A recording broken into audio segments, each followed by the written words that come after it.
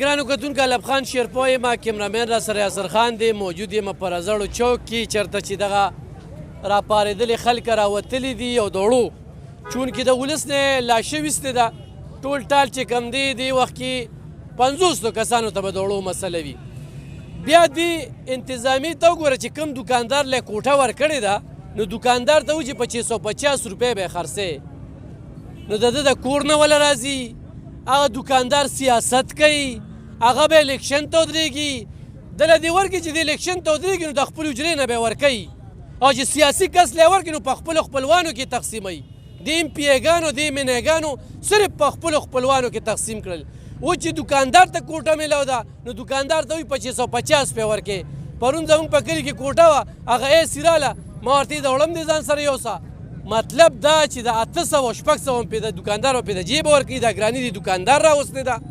دا همدې سیاسي خلکو راوستې ده چې د دغه لپاره بس روزي سړکونه بند که خلکو ته تکلیفونه ورکه بس دا مسلې دي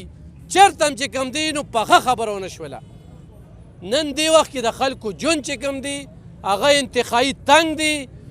زنانه سهر برقه په سر کې انتخایي قدم اوچتولو ته هغه مجبوره دي 8 او 12 بچي دي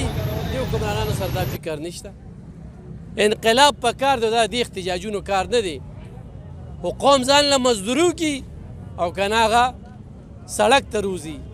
سره باندې دغه ځای کې ناس دې حکمرانانو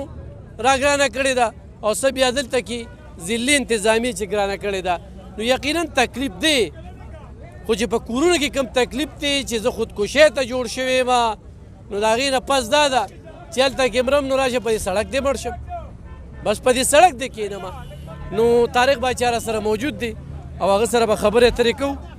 چې هغه په دې اقله باندې څه وایي طارق باچا څه سوچ دی وکړو اچانک چې سار راپاسېدې او وایي چې سړک دې بندوم که نه دا الف خان وروره داسې ده چې د پښتو هغه متل دی چې وایي بچو نه جاړي نو مور پی نه ورکوي ټیک شو اوس د وړو دپاره موږ ملک الټه کولی نه شو چې کم زموږ په ذمه باندې کم کار دی نو کم از کم هغه کولی شو چې هغه دا دی تم زموږ ته خو ما پسې کور ته نه راتلی که نه چې څه تکلیف دی خو په سړک ولاړ یم رانه تپوس کوې چې لکه څه تکلیف دی تا ته به هم دغه تکلیف وي چې زه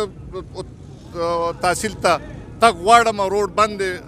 2-4 کسان راغونډ شوي دي هغوی روډ بند کړی دی همدغه ستاسو شیشې ته دا شی راوړلو دپاره مونږ چې کوم دی نو دا احتجاج لکه ریکارډ کوو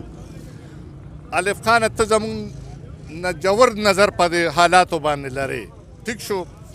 دا سار نیم راپاسېدلې 3 هفتې تلیم 3 هفتې او صرف او جګړه زمونږ پسې ده جګړه زمونږ په دې ده چې ما له اوړه زیاتومه جګړه زما په دې نه ده چې الف خان له ورکه او ایوب جان له مو ورکوه دا هم نه ده زه وایم چې تی په چا تقسیمې تقسیم یې که ټیک شو خو ایکول تقسیم کا او کندو ته ورسوه د روډ د پاسه تقسیمېدل تم را کوزېدی شي د ګاډي کور کې اوړه نشته یار تروړه راکه د تنګي پورې دا روډ پروت دی او د تخبې پورې دا روډ پروت دی زما د رزړو اوړه چې کوم دي نو هغه زه نه غواړم چې هغه د تخبې پورې ورسي او تنګي پورې ورسي زه ډي سي سره کېناستېدو چې صاحبه نه درنه اوړه غواړو نه درنه کوټه زیاتول غواړو نه درنه دا غواړو چې مونږ لی راکه دغلته په ویلیج کونسل کې ستاسو د حکومت نماینده سیکرټري ناست دی هغه لوب کې والی او لکه تقسیم کې پوینټس هر کندي کې جوړ کې او یو شان تقسیم وکړي خدای دې کړي چې چا شل رسي چاته به هم په اعتراض نه شي هر څوک به چې هر پلانکي کندي کې هم شل تقسیمېږي په پلانکي کندي کې هم تقسیم طارق باچا څنګه چې ما خبر وکړه که نه ما هم کوټه راکړې وه ایسي راله او وایي چې 2550 روپۍ خرڅوي نو زه چې د دې رزړو نه وړم نو دا ماله دا انتظامیه روړي خو څه دا دوکاندار واورئ جي چې کوم کس زما کندي ته اوړه راوړي د هغې پیسې چې کوم دی زه د جیبه ورکوم هغې کرۍ دوکاندار خو نشي ورکولی نه د هغې کرۍ چې کوم دی هغه زه د جیبه ورکوم دا مې هم ورته ووایي چې د دوکاندار په دې 10 تروړو کې 150 تروړو کې د دوی مزدوري نه جوړېږي چې تا له به هغوی سهار وختې ځي دوکانداري به هم پرېږدي او هغه به الف خان وروره لکه که ته دې کې ما څه غلطه خبره کړي ښه دا کوم اوړه چې دي مونږ ته په سوال غواړو دا د خوراک دي بالکل نه زه به دوی سره اوړه کېدم د پنجاب هغه به هم کېدم او د دوی هغه به هم کېدم د پنجاب اوړو کې او د دوی هغه کې د کوالټي به چک کې د ځمکې او د اسمان فرق دی دوی خو په موږ باندې بوره نه قاشړه خوري د ظالم زامن دوی خو قاشړه خوري او هغه هم ورته په مینتونو سنتونو او یار ښځې مروتي سړي مروتي چې دیاړي پرېږدي زموږ ورته دغه ریکویسټ کوو چې دا غریبانان خلک دي ته کور ته کوڅې ته شی ور ورسوه هلته به دوی دیاړي هم نه کوي دوکاندار ته پتې لګي چې یاره د پرون وړي د بله ورځ وړي حلیب خان به 3 ورځې پس وړي نو دې کې که زموږ څه خبره غلطه وي نو ووایه طارق باچا چې کوم یوټیلیټي سټور دی که نه هلته په 648 روپۍ باندې بورۍ ده د 90 روپو ورپسې کولډ ډرنک ورکوي بوتل ورکوي زه به په ساګو پسې بوتل څکم یوه بله ورځ موږ یو پروګرام وکړو نو هغوی هغه د دې پاپړۍ سره وایي چې څه کولی شي هغه وکړو چې څوک راوستی شي نو هغه وکړه یو ګنټه موږ د ډي سی او اې سي ته انتظار وکړو خو مجال شته چې دغلته رالل نو چې په 648 بورۍ ده په یوټیلیټي سټور کې چې دا ته بس دا بوتل ورکوي دی په ځای صابون صرف یار اورجانه زموږ د رزړو دا خلک ډېر خواږه خلک دي پاسته خلک دي بېخبره خلک دي دغلته په کونه کې یوټیلیټي سټور دی اوسه پورې دا چا چک نه کړه چې دوی ته زموږ د رزړو کوټه څومره راځي اوړه راځي که دوی بل ځای خرڅوي نو چاته څه پته لګي چې لکه دا چېرته ځي موږ به دا مطالبه هم کوو چې زموږ د یوټیلیټي سټور دی د دې 2-3 میاشتو ریکارډ چک کړی شي چې دوی تقسیم کړي په رزړو کې څومره دي او دوی له د سرکار د طرف نه راغلي څومره دي دومره دغه خلک نه یو چې لکه موږ په دې ټولو ګوتو نه پوهېږو ښه پرې پوهېږو خو دغه د وجې چپ یو چې یاره ځل خلک کې لاسا غړېږي چې کله نه غړېږي نو بیا به روزو دا زموږ وروڼه دي او رزړو باندې که سر هم لاړ شي نو پروا نشته جي ډېره زیاته مننه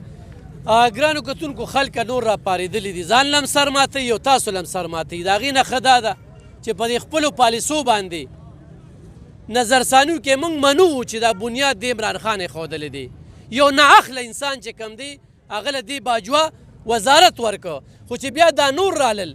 نو د نورو ځان له دونه مراغات زیات کړل په کار دا ده چې دوی خپل مراغات کم کړي دا خپل اساسي چې کوم دی د قوم خدمت کوي که نه طارق باچا خبره وکړه چې ما له دې اوړه راځي دا 600-800 کرۍ لګي دا زه د جیبه ورکوم داسې هر سیاسي کسه خو دلته کې دوکاندار ته دا خبره کوي چې په 650 روپۍ ورکوي نو دا دوکاندار د 600-800 روپۍ پکې رشکې له د جیبه څنګه ورکي هغه الیکشن کوي د قام نه څه پیدې دي به دغه ایوان ته ځي بیا به دغه پاکستان لوټي دا څنګه چې تاسو لوټل شروع کړي دي نو دې وخت کې خو تاسو واقعي دا سیاسي مشران چې څومره هم دي ښه ټول زه یم چې راټول کړم او د سمندر ته یې غورځوم او چېرته نوې اخل خلک راشي ځکه چې دوی د دې ملک نه یوه ټۍ جوړه کړې ده راځي سټی پکې کوي او بیا تیزي نو زه دا خبره کومه چې راتلونکي وخت کې زموږ هغه سیاسي لیډر مشر دی چې هغه وایي چې ما د خپل جایداد میداد خرڅ کړو دا مې د قوم ته بس وقف کړه راځه او د IMF دا قرضه پې ختمومه